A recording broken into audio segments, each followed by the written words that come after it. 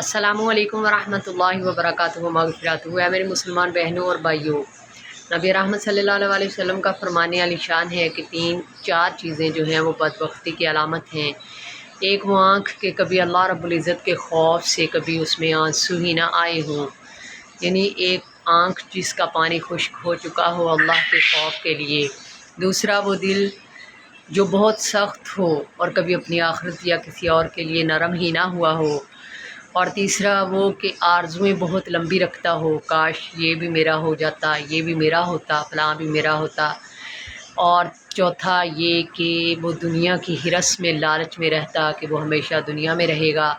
اللہ رب العزت سے دعا ہے کہ امت کے ہر فرد کو ان بدبختی کی علامت چیزوں سے محفوظ رکھے، آمین یا رب العالمین۔ اور یوٹیوب پہ میرا فیکنگ اسلام کے نام سے چینل ہے، اسے سبسکرائب اور لائک کر دیا کریں، یہ آپ کی طرف سے حوصلہ افزائی ہوتی ہے۔ Thank you.